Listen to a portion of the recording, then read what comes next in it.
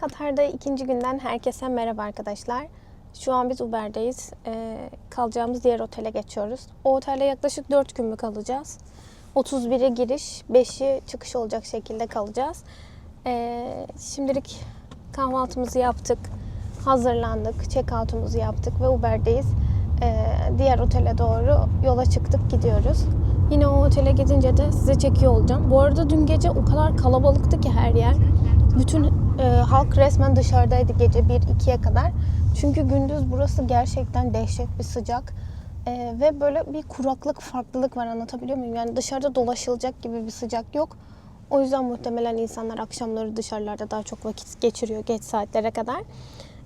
Şimdi biz diğer otele gidelim. Oraya girince yine otelin içini ve odayı falan da size gösteriyor olacağız. Şimdi Oğuzhan'la tekrardan ufak çaplı bir tartışmaya girdik. Niye diye soracak olursanız şu an farklı bir Uber'in içerisindeyiz. Çünkü ben ona biz Waldorf Otel'de kalacağız dedim ama burada 2 tane Waldorf Otel varmış. Hangisinde kalacağımızı söylemedim. O da gitmiş şehrin içindeki Waldorf'a Uber çağırmış. Dolayısıyla da biz yanlış otele geldik. Kadın baktı, rezervasyon yok dedi. Hangi Waldorf dedi. Neyse ben bizim rezervasyona baktım. Waldorf Lusail olan otel olacakmış. Şimdi tekrardan oraya doğru gidiyoruz. Bence sağlık olsun, geç olsun, güç olmasın. Zaten ben içeri girince anladım. Çünkü Web Summit'le ilgili... Hata sende ya. Hata bende değil ki. Waldorf dedin. Sen daha önce biz otelin dışını bayağı incelemiştik. Denize yakın. Dışı çok ihtişamlı bir oteldi. Otele geldik. Şimdi içeriye gireceğiz. Şey yapalım. Check-in'imizi yapalım. Bavullarımızı getiriyorlar. Hi. Thank you so much. Okay. Aa, içerisi bayağı kalabalık bu arada, aktif. Bak diğer biz yanlış otele gittiğimizde hiç kimse yoktu. Şimdi burada Web Summit'le ilgili muhtemelen stand falan da kurmuşlardır. Ne diyor? Hi, thank you. Thank you. Oh my god, this is my mistake. Evet, çantamızı X-ray'den yine geçirdik. Evet, içeriye girdik arkadaşlar. Bak, Speaker Transport Info diye bir stand da kurmuşlar. Onu da size şöyle göstereyim hatta. Şurada standlar var. Şimdi bize welcome drink ikram ettiler. Böyle fresh bir su olduğunu söylüyor. İç bakayım. En son öbür otelde çıkarken içtiğimiz şeyden sonra bu iyi geldi ya. Fresh bir tat var. O kahve çok kötüydü ya, Arabik kahve. Gerçekten çok kötüydü ya. Aşırı mutluyum çünkü gerçekten burada bir de dönüştürücü verdiler. Çünkü burada da yine bu otelde de bütün inputlar 3 girişli. Şu an bize böyle bir dönüştürücü verdi ve bunu kullanacağız. Yoksa biz bugün çarşıya çıkıp dışarıdan kendimize alacaktık bir dönüştürücü. Çünkü powerbank'in falan komple şarjı bitti. Check-out'umuz biraz uzun sürdü çünkü Web Summit için gelenlerden böyle ekstra prosedür bir şeyler oluyor. Böyle kartınıza yaklaşık 25-30 bin liralık bir bloke koyuyor. Çünkü burada ekstra bir şeyler kullanırsan onlara ekstra ödeme yapman gerekiyor çıkarken. Web Summit sadece otel ve konaklama ve kahvaltıyı cover ediyor. Web Summit statından kartımı alacağım. Geldik buraya, adımı soyadımı gösterip kartımı alacağım. Hatta şöyle size göstereyim, bakın. Burada. Hi. Have a nice day. Kartlarımız da burada. Burada speaker kartları var. Chairperson var. Bir de guestler var. Biz şimdi kartlarımızı alalım burada. Evet, alıyoruz şimdi. 5. katta bu arada odamız. Adaptörü de verdiler sağ olsunlar. Bu bileğimize takacağız bunu. Etkinlik boyunca tamamen bu kolumuzda kalacak. Thank you so much. Evet, ben kartımı aldım arkadaşlar. Chairperson kartımı. Bir tık eğri oldu ama sıkıntı yok. Şöyle göstereyim. Şimdi Oğuzhan'da sıra. O alacak.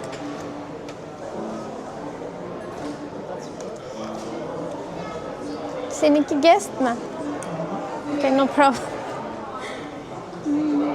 Evet, kartlarımızı aldık. Artık officially otele check-in'imizi yaptık.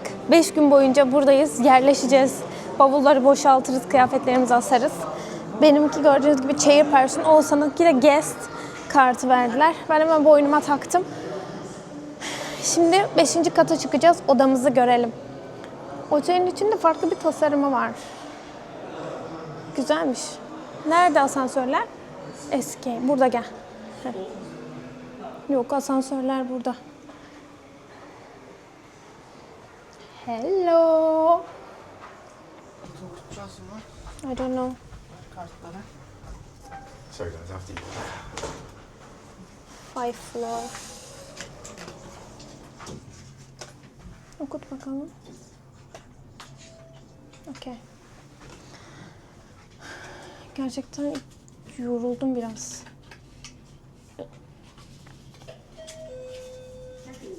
Thank you. Have a nice day. You too. 500 kaç aşkım? Otel, oda numaramız. Dedi. Üstüne yazıyor mu? Şurada yazıyor. Bavullarımız gelmiştir bile belki de. Şöyle gidelim bakalım. Evet. Oda numaramızı buldum aşkım. Girebiliriz. Anahtar sende. Hazır mısınız oda turumuza? Evet, şehrin bu tarafı. Oo, deniz manzaralı. Oda turumuza başlıyoruz. Al aşkım kameramızı. Çektiğinden lütfen emin olalım. Tekrar ikinci bir oda turu yapmak istemiyorum. Kamerada Oğuzhan Sadıklar ve ben. Evet arkadaşlar, bugün Waldorf Lusail Otel'deyiz. Web Summit için geldik. Ve bizim için rezerve edilen o muhteşem odayı görüyoruz. Başta böyle birkaç tane tablo koymuşlar. Şimdi banyo tuvaleti en son göstereceğim. Burayı kapat çünkü banyo tuvalette efsane tartı bile var, baskül bile. Şöyle giriyoruz. İlk girişte böyle bir dolabımız var. Bütün eşyalarımızı buraya asacağız. Tek askılıklar yok. Onlar umarım başka bir yerde vardır. Askılık yok. Şimdi aşkım bak, burada böyle bir ayna koymuşlar. Boy aynası. Ay, çok güzel. En azından böyle temiz bir otel. Gel bu tarafa gel. Hemen kahve köşemiz aşkım bak. Burada hemen bizim için böyle Nespresso makineler var. Nespresso mu bu? Evet. Kahve makinamız var. Açalım şurayı bir yere. Kahveler genelde burada oluyor. Gel gel. Bütün kahveleri buraya koymuşlar bizim için. Bak buraya bal falan koymuşlar. Şeyin içerisine, içeceğimiz çayın içerisine atmamız için. Sularımız var, bardaklarımız var. Hemen bu tarafa doğru ilerliyorum ve muhteşem yatağımız. Burada çift kişilik yatak koymuşlar bize aşkım. Komodinimiz. Burada yine kocaman bir oturma grubumuz var. İstediğimiz gibi otururuz burada. Çayımızı, kahvemizi içeriz, keyfimize bakarız. Keşke gerçek evdeki yatak odamız da böyle olsaydı. Burada bir çalışma masamız var. Buraya oturacağız, toplantılara gireceğiz. İşlerimizi yapacağız. Ondan sonra şimdi hazır mısın? Asıl bombayı patlatıyorum. Evet, burada bir televizyonumuz var yine. Dear Zeynep Küçük Sadıklar. Thank you for selecting Waldorf Astoria Lusail. Wishing you a joyful stay with us. Thank you so much. Bizim için güzel bir mesaj da bırakmışlar. Onu da sevindim. Şuradaki tasarım da güzel. Bak tablo falan koymuşlar böyle. Hani oturak falan olması muhteşem. Asıl olaya geliyorsun. Aşkım. Hazır mısın? Açıyorum. Ay şurası kilitliymiş. Ay. Nasıl açılıyor? Yana çevirmeli. Ay. Manzara. Dehşet güzel. Bu kadar açılıyor. Aşkım çok güzel. Bak oturma grubu da var. Daha ben manzaraya gelmeden burada öyle oturup kahvemi yudumlayacağım. Oh biraz sonra. Evet. Manzaramız bu şekilde. Gerçekten muhteşem ya. Allah'tan bize bu oda denk geldi. Çok güzel. İyi o zaman telefonlarımızı şarj edelim. Çok lazım. Telefonlarımızı şarj edelim. Tekrar içeri girelim. Powerbank'i de şarj edelim. Çok lazım. Önce powerbank'i şarj edelim. Tabii. İstiyorsan powerbank'i şarja takıp powerbank'i de iki telefona takıp aynı anda üçünü şarj edelim. Çünkü bir tane dönüştürücümüz var. Ne diyorsun? Bakarız, olabilir. Beğendin değil mi odamızı? Güzel, evet beğendim. Ben beğendim. Gerçekten güzel. Burada güzel güzel böyle birlikte vakit geçireceğiz. Yani insan böyle güzel otel odası olunca bir de manzarası olunca dışarı çıkıp bir mekanda Bir de oturmaya da gerek Dışarılar kalmıyor. yanıyor. Vallahi adam diyor kış diyor, ne güzel diyor. Evet burası Yanıyor. kış diyor. Çok soğuk bile güzel diyor. Kahvemizi yapacağız, oturacağız, keyif çatacağız arkadaşlar. Burayı da burada kapatmış olalım. Size banyoyu göstermediğimi fark ettim. O yüzden hemen duş falan almadan banyoyu size bir göstermek istiyorum. Çünkü benim otelde en çok dikkat ettiğim şeylerden birisi banyo arkadaşlar. Şöyle kapısı bu şekilde açılıyor. İçeri giriyoruz. Duş burada. Bu arada klozeti ve hani lavabo yerini de ayırmışlar tekrardan böyle cam mekanla. O bak güzel böyle bu şekilde ayırmaları. Duşun içerisinde yine acil durumlar için, pardon, lavabonun içerisinde acil durumlar için yine bir böyle telefon gibi bir şey var. Duş burası. Gayet büyük, yeterli bence. Ayrıyeten bu tarafta tekrardan küvet de var bu arada. Hani istersen küveti doldurup içine de girebilirsin. Yine duş da var. İkisinin olması da güzel bence. Kimi yerde sadece küvet oluyor mesela, duş olmuyor. Burada hem küvet hem duş koymaları ayrıyeten güzel olmuş. Mesela kese koymuyorlar normalde. Leaf koymuşlar buraya. Natural leaf yazmış. Onun yanı sıra burada şöyle de bir güzellik var. Bir bakalım, buradaki prizler ikili priz takabiliyoruz diye düşünüyorum buraya. Aynen, bak o açıdan iyi. En azından burada ikili priz takma bir yeri var. Kullanabileceğiz. Sadece birazcık 5-6 saate şarj ediyor. Onun dışında problem yok. Baskül bile koymuşlar. Eminim çok fazla kilo çıkacağım. Burada yine şöyle bir makyaj aynası var. Ay, kendimi o kadar çirkin hissettim ki, o kadar zoom yapıyor ki. Evet, asıl koydukları önemli olan şeylerden birisi diş fırçası, diş macunu koymuşlar. Tek kullanımlık işte bunlar. Yani otelde kaldığınız süre boyunca bunları kullanabiliyorsunuz. Shaving kit koymuş. Ben yanlış dolabı açmışım arkadaşlar. Bu tarafı açtım. Buranın içi boş ama asıl eşyaların olduğu dolap bu dolap. Açıyorum bakın şimdi burayı. Burada ütü masası var bir kere. Ütüye ihtiyacımız olacak. Ütü de var. Gerçekten ütüye ihtiyacım vardı. Bütün askılıklar burada bu arada. Burada yine böyle bornoz var. Aynısından bir tane daha duşun içinde de var. Terliklerimiz de burada. Evet bak, tarak filan da koymuşlar elbise taramak için. Ay, şu terlikleri çıkartıp giyelim de ayakkabılardan kurtulalım. 2 tane de böyle hani kirli eşyalarımızı koymak için kese koymuşlar. Burada dikiş seti demiştim ya, onu da buraya koymuşlar arkadaşlar. Kıyafetler için de yine kap var. 2 tane de böyle terlikler. Ayrıca terlikler de kaliteli bu arada. Diğer oteldeki gibi kalitesiz değil. Bak evet, daha kaliteli. Bez terlik değil yani. Bugün kullan yarın at değil. Muhtemelen yarın da bunları giyeceğiz. Gidene kadar bunları giyeceğiz.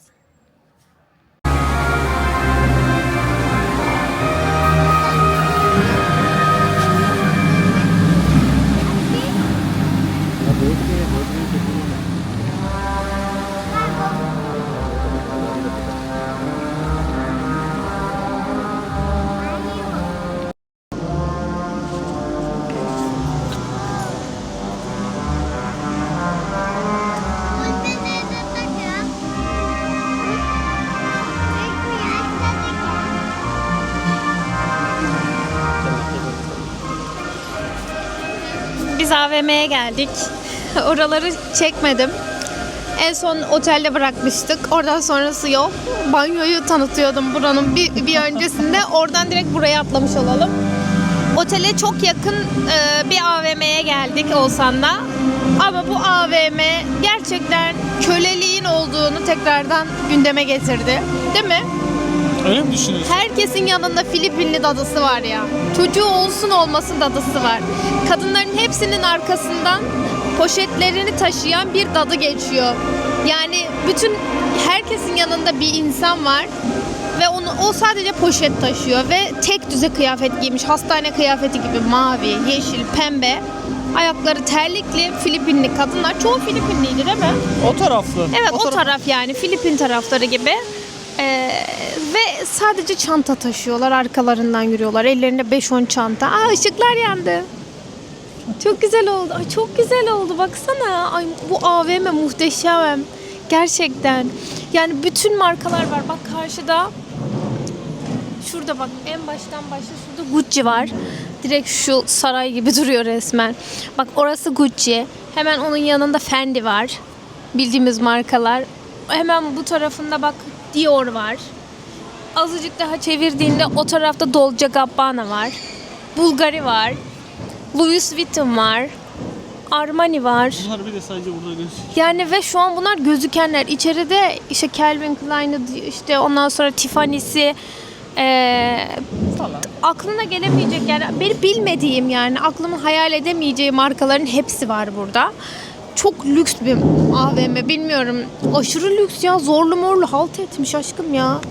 Yani zorlu bir AVM değil benim gözümde artık. Yani oraya zengin AVM'si diyorduk ama değil yani. Işıklandırması, ambiyansı, Herkes aşırı zengin ya. Her şey. Ne gördük buraya girmeden? Rolls Royce muydu? Neydi o arabanın adı? Aynen. onlardan var. Ondan gördük kapının önünde adam ondan böyle indi. araçlardan var. Evet, herkesin altında öyle arabalar var yani, anladın mı? Hiç dandik araba yok. Herkes aşırı zengin. Ya da çok Bir ucuz de- arabalar. Bir de böyle aşırı zengin gözükenlerin, erkeklerin hepsi beyaz giyiniyor. Kafalarını kapatıyor. Ama normal insanlar giymiyor. Acaba bu bir zenginlik göstergesi mi diye bir düşünmeye başladım, o beyaz çarşaflı giyinme. Hiç bilmiyorum. Neyse, ben de bilmiyorum. Sadece yorum yaptım. Öyle yani, AVM'nin içi gerçekten çok güzeldi. Ben burada da vlog çekmek istedim ama gezmekten fırsat bulamadık çok fazla çekmeye. Belki şimdi bir gösterebiliriz. Tekrardan bir göstersene aşkım ya. O kadar güzel duruyor ki, az önce böyle müzik şöleni vardı. Işıklandırma falan. Su gösterisi oldu. Keşke daha renkli su gösterisi falan olsaydı. Onlar yok. Aşağıdan gidenlere falan bak hep mesela. Hep beyaz kıyafetliler. Bakıcılarıyla birlikte gidiyorlar genelde. Şu an yerin yok kız bakın. İçeride takılıyorum. Bunların yok. Burası çünkü fakir gezme yeri. İçeride markaların olduğu zengin yerlerde var. Tuvalete girdim. Tuvalette mesela kız ellerini yıkıyor. Yanında bakıcısı bekliyor. Ortada mı? Evet aşkım, tuvalete bakıcıları getiriyor hep. Ne bekliyorsun? Çocuğun tuvaleti gelince sence Ha, zengin çocuğun. kadın olsam ben götürür müyüm bakıcısı varken tuvalete? Doğru. Yani o koşsun peşine. Para alıyor sonuçta. Neyse ya, biz Türkiye'de de görüyoruz ama hani bakıcısı olan böyle, hani insanlar köpeklerini bile kendileri gezdiriyorlar. Burada baktığınız zaman hani sadece çanta taşımaya bile yanına birini alması çocuk yokken bana garip geldi. Bilmiyorum, biz alışık olmadığımız için olabilir. Belki biraz ilerleyelim mi istiyorsan. Böyle. Burası iç kısmı da var buranın, dış kısmı da. Yani açık olan, biraz hem açık hem kapalı AVM tarzında birazcık daha. Biz hatta teknoloji mağazalarını falan da gezdik. Birkaç bir şey baktık. Hatta Oğuzhan baktı. Meta Quest baktı. Alır mıyız diye. 2299 dinardı galiba. Tabii bazı fikirlerim var. Ben de akıllı saatle ilgili bir fikrim var. Akıllı saat almak gibi bir düşüncem mi var? Almak değil. Ya. Akıllı Onda saat diyorsun. Bir proje, ona bir proje. Ha, Geçen bir tane arkadaş söyledi. Güzel, hoşuma gitti. anladım. Sanırım o hayata geçilmez, ben geçireyim abi. Olabilir vallahi. Yani Daha bilgisayarım yok diyordu ama fikri vardı. Güzeldi. Ona doğrudur. göre ben de yapacağım. Yani şu AVM'nin görünümü gerçekten beni çekerken gözüküyordur zaten. Zara var. Şu an Zara Home'un önünden geçiyoruz mesela. Ondan sonra başka Pull&Bear, Bershka falan da var bu arada.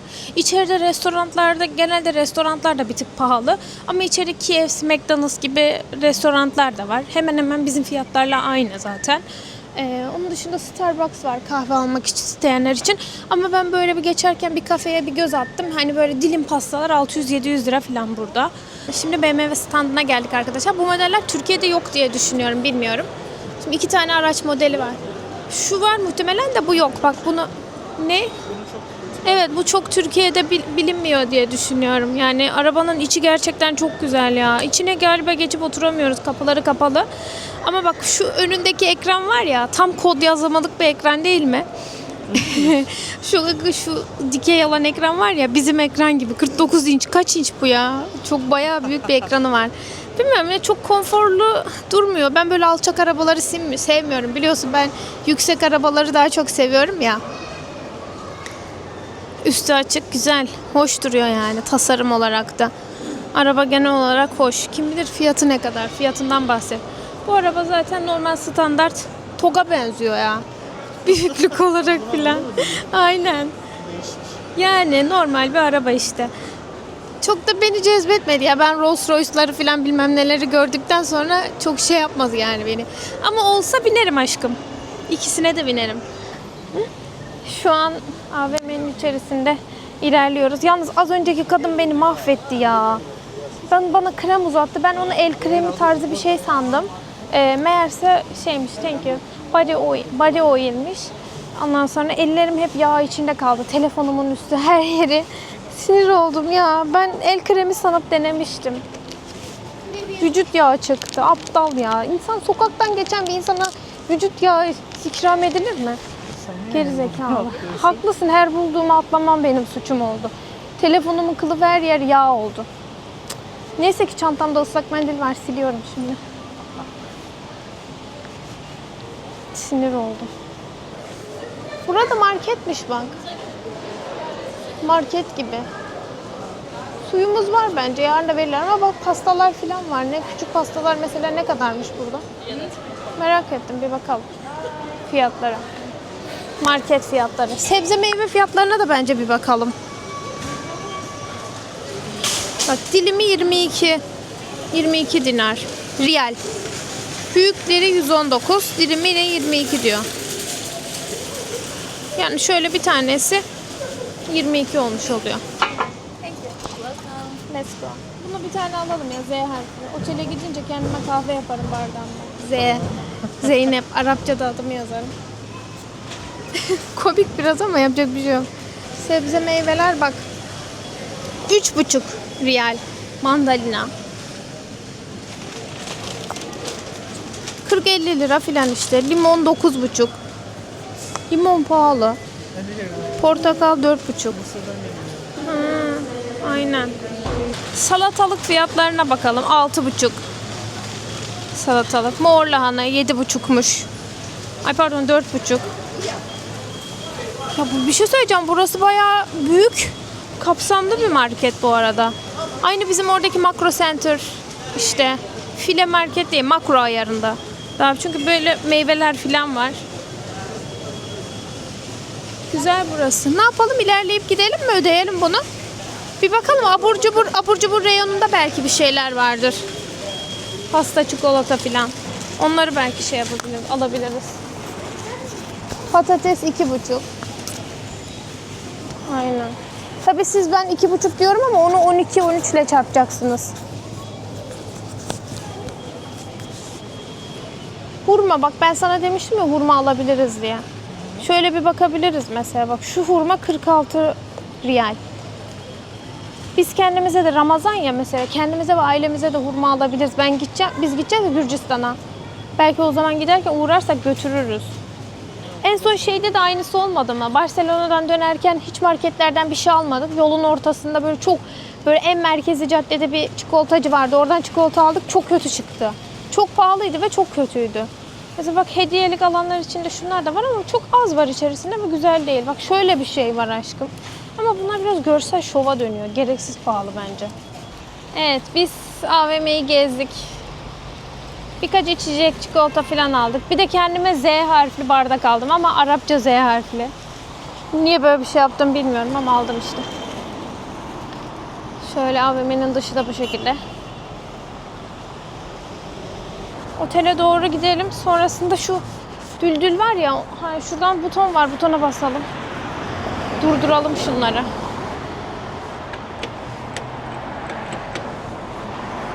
Evet, bastım aşkım. Şimdi dursun da geçelim. Mesela şu ne arabasıymış ya? Böyle garip bir araba. O da güzel araba. Yani güzel gözüküyor. Bak buradaki evler lüks evler aşkım. Güzel evler. Apartman daireleri. Deniz manzaralı. Biz şimdi dün bu şehrin öbür tarafındaydık ya. Evet. O yüzden bana çok garip gelmişti ya. Hani bura ne biçim yaşanmaz filan demiştim. O taraf. Aynen. Şimdi bu tarafı görünce hani daha güzel, anladın mı? Burada yaşanır. Ama işte burada da çok zengin var ya. Burada yaşayıp fakir olursan psikolojisi bozulur insanın. Ama bak o arabaları göstereyim şimdi size. Bazı arabaları. Şimdi burası zaten otogalerici gibi bir şey. İçeride şöyle araçlar var bak. Yok bilmiyorum. Bu ne? Mercedes de. Mercedes G kasa mı? Bravo. Ha, hiç bilmiyorum bu arabayı. Aşkım, Ferrari'ye ne diyorsun? Arkadaki arabalara baksana. Şu adamın yanındaki arabalara. O küçük küçük. Aşkım bu Ferrari de güzelmiş ha. Dur bak. Arkada da yine başka bir Ferrari var. Şu ne? Sana uyumlandırdım Ferrari. Lamborghini.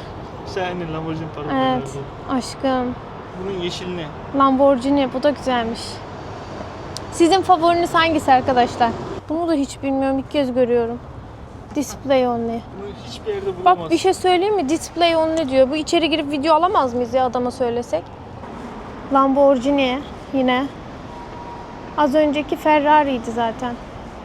Bunlar benim için birazcık daha dandik araba klasmanına girdi Öyle şu an. mi girdi? Evet. Burada da farklı bir model var. Bu da güzelmiş aşkım. Farklı bir araba. Hocam bunun gece kamerası çok güzel. Bence akşam iyi çekiyor. Işık da var ya hafif. Bak güzel çıkıyor. Dışarıda vakit geçiremedik. Canın sıkıldı tabii değil mi? Ya sıkılmadım da. Bunu aldın ya. Bir şey yapamadık çok ya. Verimli geçmedi çok. Neyse. Zaten öğlen geldik. Evet. 3'te 4'te çıktık otelden. Otel bayağı iyi ya. Ve bu otelin neredeyse tamamı Web Summit'le dolu dedi adam. Şimdi bindik. Gidiyoruz. Elimden bir şey düşüreceğim diye de korkuyorum. Neyse bu güzel oldu. En azından yürümemiş olduk. Bizi otele kadar, yukarıya kadar bırakıyor şimdi. Bu şey otoparkın içerisinden. Bu arada başka bir aile vardı zaten arabanın içerisinde. Adam sağ olsun öne geçti. Bizi de aldılar. Bak bu dışarıdan götürüyordu sabah bizi. Şu an otoparkın içinden götürüyor. Ha muhtemelen rüzgar eser diye buradan götürüyorlar. Hı? Çekken de olabilir. Ne olabilir bilmiyorum. Yine bunun şarjı bitiyor. Bana uyarı vermeye başladı. Otele gidince bir bunu iki powerbank'i komple şarj edelim. Giriş buraydı herhalde zaten. Aynen geldik.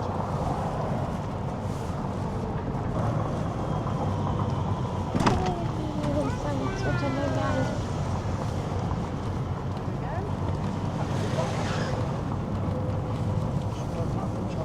Ha, evet olabilir. Evet, otelin lobisine kadar sağ olsun getiriyorlar yani. Çok iyi oldu bizim için. O kadar yol yürüyemezdik o zaman çok fazla. Gerçekten. Evet, tam 2 dakikada geldik.